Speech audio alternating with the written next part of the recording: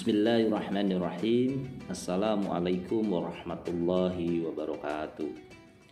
Alhamdulillahirrabbilalamin. Pada kesempatan yang baik ini kita semuanya dalam keadaan sehat walafiat. Mudah-mudahan umur kita, kesehatan kita bisa kita manfaatkan sebaik mungkin untuk melaksanakan perintah Allah dengan niatan mudah-mudahan apa yang kita laksanakan ini mendapatkan keberkahan dari Allah Subhanahu wa taala. Amin amin ya rabbal alamin. Ibu bapak yang dirahmati, pada pertemuan sebelumnya saya sudah menjelaskan tentang pengertian sedekah, ada di situ juga zakat, ada juga sedekah-sedekah sunnah yang lainnya. Saya ingin melanjutkan pokok bahasan kita, yaitu tentang zakat ini. Apa sih yang perlu atau hal-hal apa sih yang perlu kita perhatikan dalam berzakat ini agar kita semuanya mendapatkan kebaikan atau keberkahan dari harta yang kita peroleh. Ibu bapak yang dirahmati Allah, kewajiban membayar zakat itu adalah kewajiban setiap individu, setiap manusia, setiap umat yang beragama Islam. Jadi kalau kita beragama Islam itu pasti melekat yang namanya rukun atau kewajiban ya. Kalau hukum kewajiban atau wajib itu adalah harus ya. Kalau harus ya atau wajib ini kalau tidak dilaksanakan pasti ada sanksinya, yaitu berupa dosa ya, karena kita melanggar dari perintah Allah. Makanya kita mari laksanakan perintah Allah ini sesuai dengan perintah Allah, sesuai dengan rukun Islam ya. Salah satunya adalah membayar zakat. Membayar zakat ini salah satu rukun ya, jadi harus kita laksanakan. Nah, mengenai masyarakat sebagian yang belum atau tidak mampu atau belum tergerak membayar zakat, kita jangan terpengaruh ibu bapak sekalian. Yang pasti kita harus yakin kepada Allah bahwasanya rezeki itu yang mendatangkan Allah. Rezeki itu yang kita dapatkan tidak lain tidak bukan hanya karena Allah. Ya, kalau kita usaha tanpa ada kehendak dari Allah, pastinya tidak akan mendapatkan rezeki yang kita harapkan.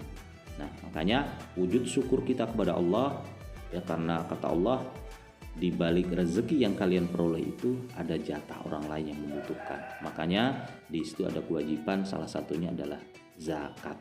Nah, zakat ini pastinya ibu bapak macam dan jenisnya kemarin juga sedikit saya sudah jelaskan. Jadi kalau kita ini bekerja ada namanya penghasilan ya, ada profesi, zakat profesi. Nah, zakat profesi itu bagaimana penghitungannya? Artinya itu adalah ditasarufkan atau dihitung berdasarkan nilai dari emas.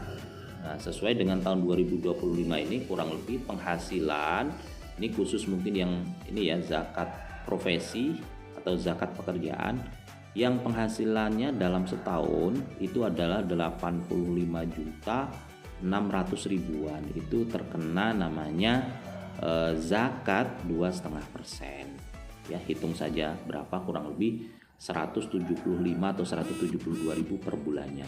Bisa dibayar per bulan dan bisa dibayar setahun sekali. Nah, ada sebagian juga berpendapat bahwasanya bayar zakat yang namanya profesi ini Pak, bagaimana? Saya kan sudah punya utang, terus mungkin misalnya sertifikat atau SK saya ini sudah digadaikan di bank, jadi pun duitnya tinggal minim, tidak memenuhi haulnya Pak, ya nisabnya memenuhi setahun, tapi ini saya hitung bersih ini tinggal sekian. Jadi menurut mazhab, ada 4 mazhab itu ada berbagai pandangan bahwasanya penghitungan pengenaan zakat itu berbeda-beda. Tetapi kita di Indonesia rata-rata memakai mazhab yang umum, yaitu dia memakai penghitungan penghasilan kotor sesuai dengan peraturan dari Basnas ya, Badan Amil Zakat Nasional. Jadi kita ikuti saja ibu bapak sekalian. Kalau kita kurang paham mengenai cara menghitungnya, silahkan nanti konsultasi di kantor urusan agama atau kantor Kementerian Agama atau di Basnas ya. Saya ini penghasilan saya misalnya belum sampai 8 juta atau ya 8 juta, mungkin gaji per bulan saya ini 7 juta, ini kurangnya 100 sekian misalnya, saya ini berhak membayar zakat misalnya, kan konsultasi. Jadi kalau kita dengan konsultasi itu kita akan diberikan pencerahan ya. Terus pada saat kita membayar zakat harus di lembaga resmi ibu bapak yang tercatat. Misalnya kalau di Indonesia ini ya salah satunya adalah Basnas, Badan Amil Zakat Nasional. Tentunya pada saat kita membayar zakat harus ada yang namanya bukti bahwasanya kita setor pajak ya. Ada nomor pokok wajib zakat NPWZ-nya. Minta nanti ke Basnas nomor pokok wajib zakatnya. Kalau seandainya kita sudah memenuhi ini pemotongan kita dalam gaji kita dalam bulan atau setahun, karena apa? Itu bukti bahwasanya bayar zakat itu nanti bisa mengurangkan pajak kita ya. Jadi kita kalau seandainya PNS biasanya ada bayar pajak ya pajak penghasilan ke kantor pajak, itu bisa mengurangi itu, dilampirkan saja nanti kita tidak membayar sesuai dengan yang ini karena kita sudah membayar zakat melalui Basnas, tentunya dengan yang resmi ya, seperti itu. Jadi ibu bapak, mari bayar zakat kita sesuai dengan profesi kita. Nah kalau seandainya dihitung-hitung profesi kita, pekerjaan kita ini tidak memenuhi pak, tidak sampai 8 juta dalam setahun ya kan, bagaimana itu pak? Caranya adalah kita membayar sedekah. Jadi silahkan bayar sedekah atau berinfak sesuai dengan keikhlasan kita masing-masing.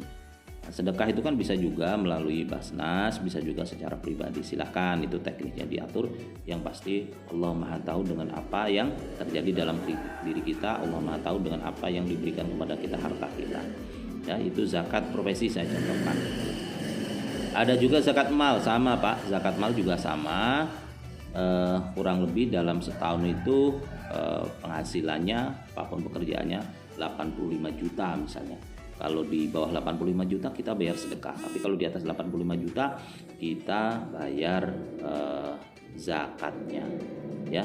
Itu mungkin sedikit banyak serba-serbi tentang zakat ini kita yang ada di masyarakat kita kupas sedikit-sedikit, mudah-mudahan kita semuanya diberikan kepemahaman dan pencerahan.